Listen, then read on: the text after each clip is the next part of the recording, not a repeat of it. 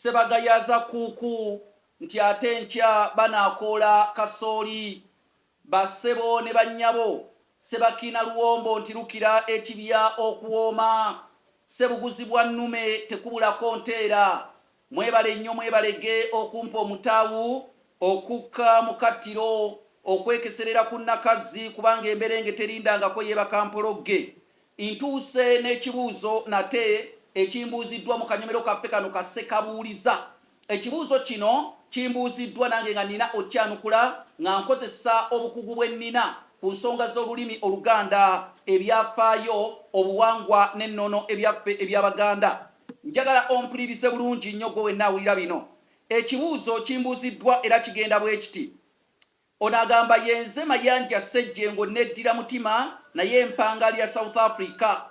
Bwe nali e Uganda nali nvubira Kigungu era abaayo bamanyinga Kakuba Ddubi. Abaayo bamanyinga Kakuba Ddubi ndowooza mwenna abali awo Ekigungu Kakuba Ddubi mumujjukira kati ali South Africa amanyiddwa nga Mayanja Ssejjengo. Kati ekibuuzo kyembuuza mukulu Kanoonya lwaki omwalo gwaffe ogwo Kigungu baagutuuma Kigungu? Lwaki omwalo Kigungu baagutuuma Kigungu? Mu byafaayo biraga nti omwalo guno Kigungu ne Mapeera mwe yagobera. Mapeera mwe yagobera okujja e Buganda. Naye onabuuza lwaki Kigungu ayitibwa Kigungu.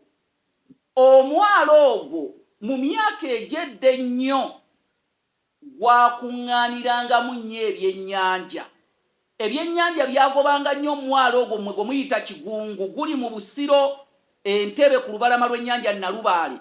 Kaakati ebyennyanja byatuukanga ekiseera ne bitandika okuwunyira ku mwalo ogwo. Ekikolwa ky'okuwunya kw'ebyennyanja ebivuuze byonna ng'owulya ekisu kya byennyanja kubayita okugunga. N'omwalo kwe kuguyita Kigungu, guwunya ekigungu, ekigungu kyekisu ekiva mu byennyanja. N'omwalo kwe kwava oguyita Kigungu. Ndowooza Kakuba Ddubi ekibuuzo kitegedde bulungi. Nze Kanoonya Juma omulangira w'e Bukerekere era omusomesa w'eggwanga lino w'ekyasa ku mutimbagano.